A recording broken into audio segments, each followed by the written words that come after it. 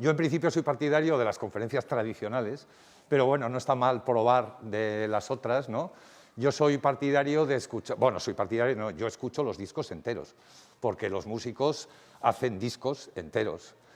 Mis estudiantes no saben lo que son los discos, ¿no? Solo saben lo que son las listas, etcétera, etcétera. Y soy partidario de las conferencias de las de toda la vida, pero por probar no pasa nada. Igual resulta que es un hallazgo y hacemos estas pildoritas y videoclips, diríamos, y hacemos este tipo de cuestiones. Aquí me voy a referir a uno de los terremotos absolutos que cambió el mundo de la imagen, que es la invención, el descubrimiento de la fotografía, en las décadas entre la década entre el 20 y el 30 del siglo XIX. La primera vez que la humanidad tuvo un sistema de creación mecánica de imágenes, de creación en principio objetiva. Cuando surgió la fotografía, estas imágenes de contacto que hacía Talbot, de flora, era absoluta y totalmente objetivo. De hecho, Talbot le llamaba dibujo de luz. El invento de la fotografía es realmente paradójico, porque proviene de un principio físico y de un principio químico. El principio físico se conocía desde finales de la Edad Media, y es la cámara oscura, la cámara oscura, llamada así porque realmente era una cámara, era una habitación oscura con un agujero, un orificio en el que se proyectaba la realidad, aparecía invertida, y fue un sistema, una especie de ayuda, una forma, diríamos, de algoritmo que los artistas emplearon desde finales de la Edad Media hasta el siglo XVIII. Inmediatamente después, ya en el siglo XVI, se le añade una lente convexa que sirve para concentrar los rayos de luz y que la imagen sea más nítida. Aparecen las primeras cámaras oscuras portátiles que sirven para paisajes, para monumentos, etc. Con estas imágenes, por ejemplo, el gran Antonio Canal hizo estas imágenes realmente deslumbrantes de su ciudad natal, de Venecia, pero aún quedaba mucho para el surgimiento de la fotografía. ¿Y qué es lo que ocurrió? Pues que hay un principio químico que fue descubierto por un sabio árabe en Bagdad, ni más ni menos que en el siglo XI, y es el hecho de que ciertas sales de plata, los haluros, se oscurecen con la luz del sol. Se oscurecen y rápidamente.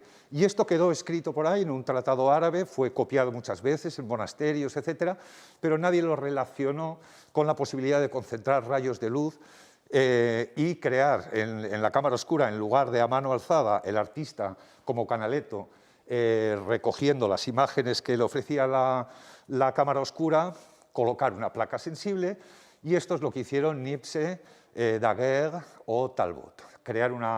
Colocar en lugar de la hoja de papel, colocar un papel sensible, y nació la fotografía. Y cambió nuestro mundo radicalmente. Os he puesto como dos imágenes muy contrapuestas. Esta es Nadar, sabéis que es uno de los grandes fotógrafos del siglo XIX, también ha pasado de la historia por ser el que acogió la primera exposición impresionista. Es decir, que las innovaciones de las nuevas tecnologías, como se decía ya en aquellos momentos, y la nueva pintura estaban unidas.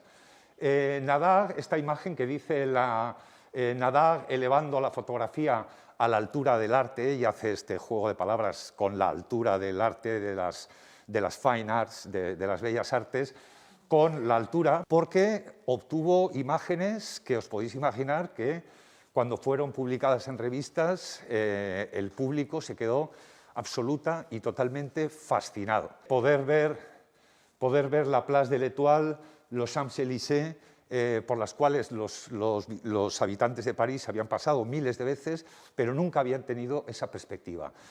Entonces, en ese sentido, igual que cuando Brunelleschi inventó el sistema perspectivo, fue un momento de enorme optimismo en el arte, porque daba la sensación que la realidad ya no tenía ningún secreto para el artista. La fotografía volvió a dar este segundo elemento de optimismo. Es decir, nada está fuera de nuestro alcance, nada está fuera de la posibilidad de construir una imagen. Y esto contrasta con Odilon Redon, este artista de Burdeos, precisamente, que dice el ojo como un montgolfier, como un globo, bizarro que se dirige hacia el infinito y que está planteando exactamente la otra dirección que tomará el arte en los momentos de la fotografía. Está la actitud imperialista, es decir, la realidad ya es nuestra, nos pertenece y la podemos captar tecnológicamente, pero otros artistas como Guédon, los simbolistas, después los surrealistas, dirán, bueno, esta es la parte superficial de la realidad, queremos otra realidad, queremos ya no representar los campos elíseos, etcétera, sino queremos representar el infinito. Y precisamente, fijaros qué imagen, Los ojos cerrados, una de las obras maestras de Odilon Guédon, que está planteando la posibilidad de un arte que está alejado de la visualidad.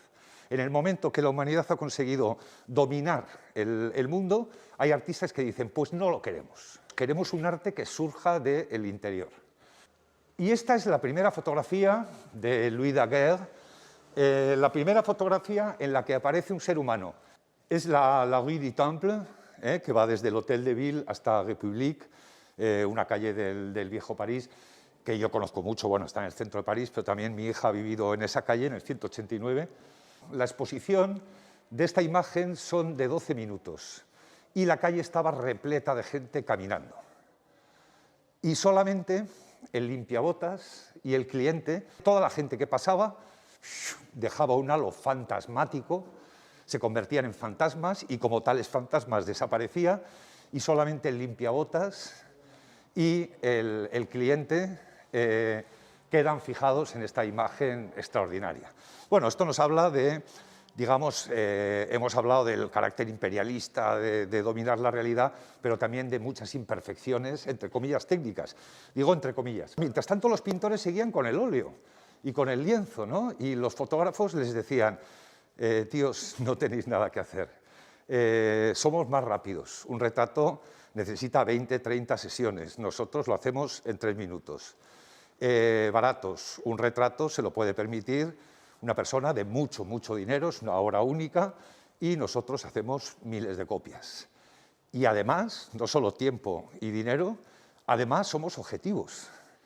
Cuando una persona sale fea, le dices, lo siento señora, lo siento, es lo que hay. Mientras que al pintor, tenemos miles de anécdotas de Ingres, de todos los pintores de la época, oiga, que no me parezco y tal, que sí, que es usted, pero siempre estaba bajo la subjetividad del pintor.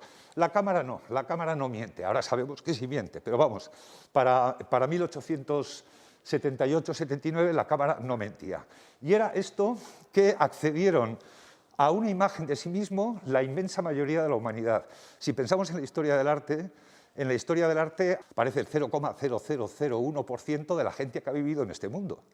Parece un rey, un obispo, etc. Y a partir de la fotografía, todo el mundo, la autoimagen, que la gente solamente tenía en un espejo, etc., la autoimagen, el recuerdo de sí, se democratiza y llega a todo el mundo. Y pues aparece esta boda, te casas y aparece esta imagen. Porque aquí veis a la izquierda, es una pena que el óleo ahí en el sombrero eau de forme, nunca me sale cómo se dice, chistera, se haya estropeado, pero ya veis que el fotógrafo tenía muestras a la entrada de su comercio para que vieran el efecto que iba a tener esta imagen. Y os voy a mostrar 5 o 6 breves capítulos en los cuales la fotografía cambió radicalmente nuestra forma de ver el mundo y, sobre todo, amplió el campo de la imagen. En primer caso, la idea de la memoria, la idea del recuerdo, la idea de llevar presentes a los seres queridos, que antes no existía. Pensar cuando en la Edad Media tu hijo se iba a las cruzadas, le decías adiós Manolo, si vuelves bien y si no vuelves, bueno, Manolo o Isidro, si vuelves bien y si no vuelves. En cambio, en la Guerra de Secesión, pues bueno, se va a la guerra y yo llevo la novia, llevo en mi corazón, llevo su imagen, la recuerdo, etcétera, etcétera, ¿no? Y este sentido de que aquí está la gente, está el pueblo, no están los reyes. O también, una vez ya desaparecidos del todo, pues las lápidas en las cuales aquí yace, un epitafio, etcétera. Ya a finales del siglo XIX, la técnica de impresión sobre cerámica dio lugar a estos característicos óvalos en los cementerios en los cuales aparece esta imagen que ahora estamos acostumbrados, ahora también se ha dejado de emplear, pero que cuando se puso de moda entre 1890 perdón, y 1910-20 realmente era muy impactante, porque estaba la imagen de la persona viva y su cadáver descompuesto en el interior de la tumba, ¿no? Y esta imagen, que es especialmente, si queréis, melodramática, el texto que pone, ¿no? Desde que tus ojos se cerraron, los nuestros no han dejado de llorar. Y la policía dice, esta es la mía, vamos a controlar a la población.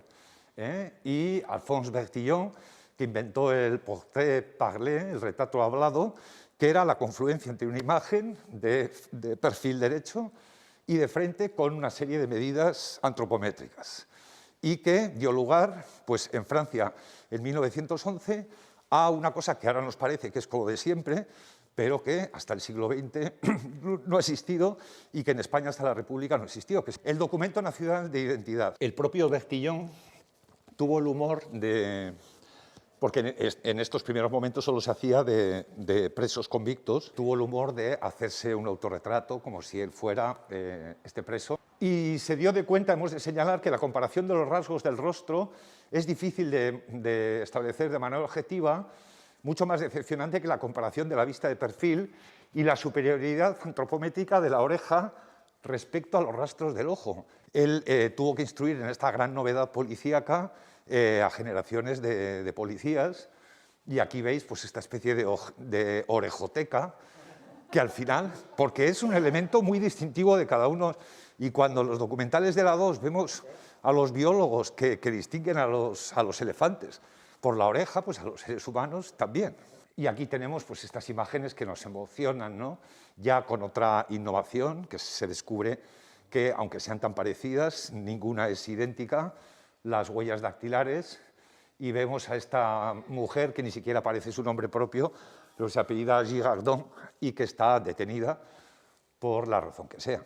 Es decir, control de la población, pero también autocelebración de la población. Este es el primer histórico, esta sí que es histórica, es el primer selfie, porque es la primera generación de cámaras Kodak que son totalmente portátiles.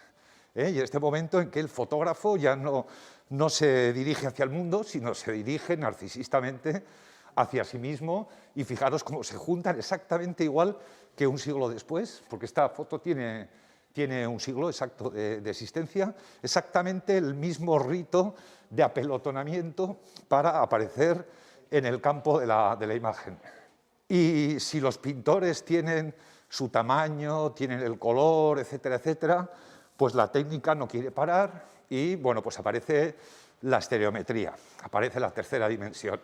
Y estas imágenes, que están tomadas con dos objetivos que recogen digamos, la diferencia angular entre el ojo izquierdo y el derecho, observadas con un aparato específico, dan lugar a imágenes tridimensionales, dan lugar a esa magia, ¿no?, absoluta.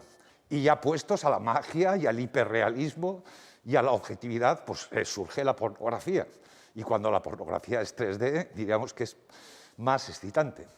Y teniendo en cuenta que todo lo que dice la fotografía es verdad, también da lugar, por la parte de atrás, al subterfugio de los charlatanes. Y es lo que se llama la fotografía fantasma, que estuvo de moda, que fue defendida por gente tan importante como Conan Doyle, etcétera, y que dio lugar, pues, a imágenes bellas como esta, de una belleza seguramente no buscada, sino encontrada sin querer, o la siguiente, ya más chusca, estas imágenes de doble exposición en la que el hombre, que tiene un revólver y un reloj de arena, como cualquier vanitas barroca, y que, bueno, organiza, pero la fotografía, como era objetiva, digamos, todos nos lo creemos. Lo que decíamos que era un inconveniente, las largas exposiciones, pues dan lugar a que, por mucho, la cabeza estaba sujeta por una apoyanucas, pero los ojos no hay forma humana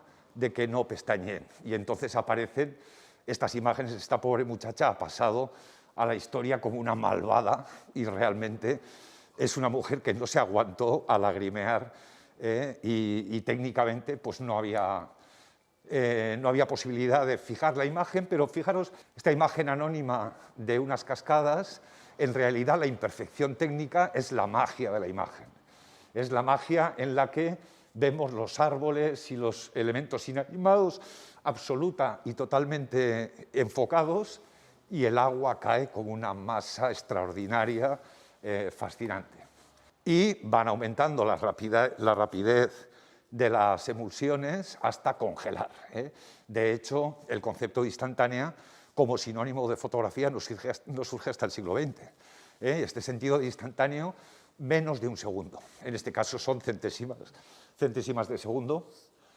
Y llegados a ver París desde arriba, a observar un sexo de una muchacha en 3D, a ver las imágenes de los criminales, también el interior del cuerpo humano. La fotografía se mete dentro, algo que la pintura no había podido llegar. Y estas son las fotografías estas clásicas de Mitchell de las imágenes del interior de una mano.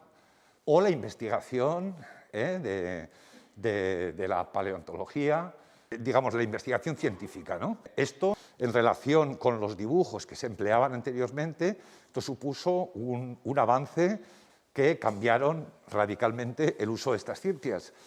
Y esta foto es de 1853, es una ladilla, vamos, una ladilla, pero tiene 170 años, la tal ladilla, y aparece en esta imagen en que la fotografía no solo es capaz de reconstruir la perspectiva del mundo, es capaz de ver lo que no vemos. Y ahora estamos acostumbrados, pero esto no siempre fue así, porque también, por ejemplo, Birch pues creaba secuencias que en su momento, estamos hablando de mediados del siglo XIX, que en su momento no solo subyugaron, sino que realmente casi atemorizaron al público ver el nacimiento de una pulga. Ver que estos bichos, o sea, viven y tienen su madre y su padre, y bueno, estas cosas. Quiero decir, llegar donde el ojo no llega, ¿no? ¿Y qué supuso para la historia del arte? Mientras que los artistas, para documentarse sobre las obras de arte, habían tenido los de gran nivel poder viajar, a cargo de un noble, del rey, de un obispo, etc., y los demás a tirar de grabados, de aguafuertes, después ya de litografías, etc., la fotografía democratizó los estudios de historia del arte, y este es el primer libro que se publicó en el mundo con fotografías en lugar de grabados, y es Los Anales del Arte Español de 1848, es decir, hace 180 años. Bueno, pues este era este microclip que os quería marcar de cómo cambió la fotografía, parece que nada, entre 1820 y 1830 cambió nuestra percepción del mundo. Muchas gracias.